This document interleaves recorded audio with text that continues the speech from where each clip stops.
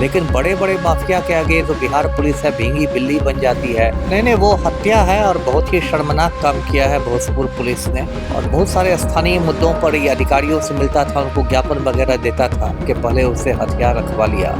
और जब वो निहत्था हो गया तो पुलिस ने उसको गोलियों से भून दिया। कहानी गढ़ दे, किस्सा तोता मैना बना दे कि ये मुठभेड़ था, उसने गोलियां चलाई, हमने गोलियां चलाई, वो मारा गया। लेकिन ये 200% हत्या है। अगर असली इनकाउंटर होता तो कुछ इधर से भी घायल लोग होते, पुलिस वाले भी घायल लोग होते, कुछ उधर से भी। असली मुठभेड़ में तो ऐसे होता है, दोनों ओर से गोलियां चलती है। और गलत इसलिए भी हुआ है कि बिहार में देखिए बड़े बड़े जो माफिया हैं उसको तो छूने की हिम्मत पुलिस में है नहीं।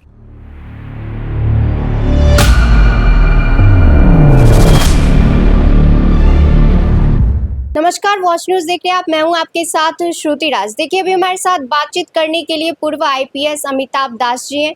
सर, सबसे पहले तो आपका बहुत बहुत स्वागत है। जी बहुत धन्यवाद आपका, थैंक यू।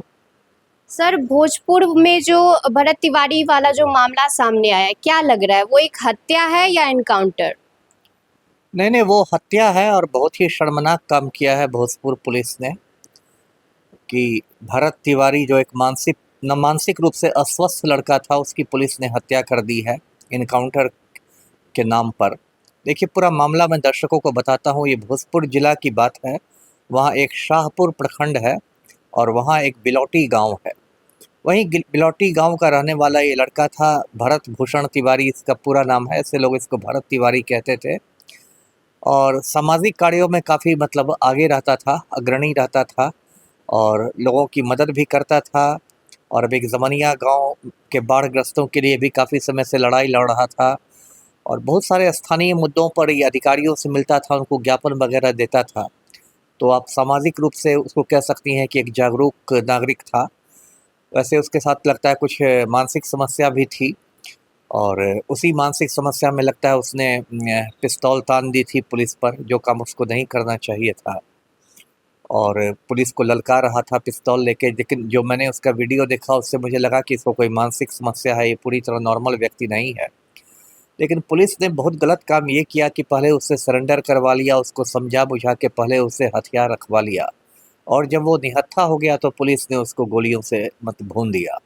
उसको 4 गोलियां मार दी पुलिस ने और बहुत गंभीर हालत में उसको सदर अस्पताल आरा ले जाया गया।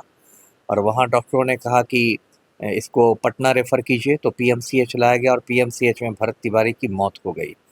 तो भले ही पुलिस एक झूठी कहानी गढ़ दे, किस्सा तोता मैना बना दे कि ये मुठभेड़ था, उसने गोलियां चलाई, हमने गोलियां चलाई, वो मारा गया।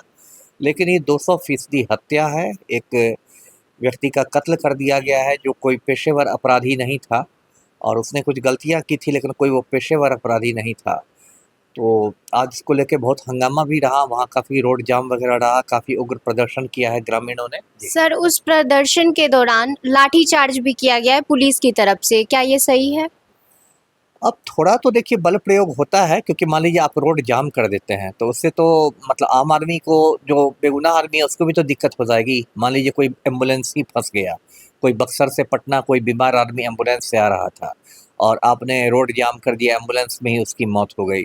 तो थोड़ा बहुत तो बल प्रयोग करती है पुलिस, क्योंकि जाम करना कोई गैरकानूनी तो मतलब कोई कानूनी चीज़ तो नहीं है, गैरकानूनी है। कोई सड़क आपकी संपत्ति नहीं, एक सार्वजनिक जगह है। विरोध करने के और भी तरीके हो सकते हैं। मैं अभी भी कहता हूँ, इनके माता पिता से कहूँगा, भरत तिवारी के माता पिता से, कि इनको कायदे से भोजपुर के जो सीजेएम है उनके कोर्ट में जाके एक हत्या का मुकदमा दायर करना चाहिए पुलिस अधिकारियों पर, और जो भी पुलिसकर्मी हैं उन पर एक हत्या का मुकदमा दायर करना चाहिए। जी सर, आरजेडी के प्रवक्ता बंटू सिंह कह रहे हैं कि ये सरकार और पुलिस का फर्जी एनकाउंटर है। नहीं, सही बात है, वही बात मैंने भी कही कि फर्जी इनकाउंटर है और नहीं, ये हत्या ही है। क्योंकि अगर असली इनकाउंटर होता तो कुछ इधर से भी घायल लोग होते, पुलिस वाले भी घायल लोग होते, कुछ उधर से भी। असली मुठभेड़ में तो ऐसे होता है, दोनों ओर से गोलियां चलती है। लेकिन इसको पहले इसका हथियार रखवा लिया गया, इसको निहत्था करके फिर इसको मार डाला गया है। तो बहुत गलत हुआ, और गलत इसलिए भी हुआ है कि बिहार में देखिए बड़े बड़े जो माफिया हैं उसको तो छूने की हिम्मत पुलिस में है नहीं। अब यही एक तस्वीर मैं दिखाता हूँ, ये भी भोजपुर का ही रहने वाला है, बहुत खूंखार क्रिमिनल है, सुनील पांडे नाम है। ये भाजपा का नेता है, इसका जो बेटा है ये भोजपुर के तरारी का विधायक है, एमएलए है। और इस तस्वीर में दर्शक देख रहे हैं सुनील पांडे के हाथ में AK-47 राइफल है। जो एक गैर कानूनी हथियार है। कोई भी व्यक्ति ये हथियार नहीं रख सकता। तो कायदे से तो पुलिस को सुनील पांडे के ठिकानों पर रेड करना चाहिए, ये हथियार ज़ब्त करना चाहिए, उस पर आर्म्स एक्ट का केस करना चाहिए, सुनील पांडे को गिरफ्तार करना चाहिए। लेकिन बड़े-बड़े माफिया के आगे जो बिहार पुलिस है भींगी बिल्ली बन जाती है, और कोई मानसिक रोगी है, कोई वो जो क्रिमिनल भी नहीं है, उसकी वो हत्या कर देती है। तो ये तो प्रवक्ता बोल रहे हैं कि अगर क्रिमिनल नहीं है तो उनके पास बंदूक कैसे है? वो तो मैंने कहा ही ना कि और बीजेपी के प्रवक्ता इस पर क्या बोलेंगे? सुनील पांडे पर, ये भी राम भक्त ही हैं, भाजपा के ही हैं। मैंने तो कहा ही कि वो मानसिक रूप से अस्वस्थ था, लेकिन वो कोई पेशेवर अपराधी नहीं था। और भाजपा वाले इन पर क्या बोलेंगे, है ना? और भारत में एक तड़ीपार गृह मंत्री बने हुए हैं, उस पर भाजपा प्रवक्ता क्या बोलेंगे? ये भाजपाई लोग महापाखंडी होते हैं, इन पर मेरा कुछ नहीं कहना है। ये तस्वीर दिखाइएगा तो वो पतली गली से भागने लगेंगे। तो यही मैं कह रहा था कि ये बहुत दुख की बात है कि बड़े-बड़े माफिया पर कोई एक्शन होता नहीं है बिहार में, और इस तरह के लोगों की हत्या हो रही है। जी।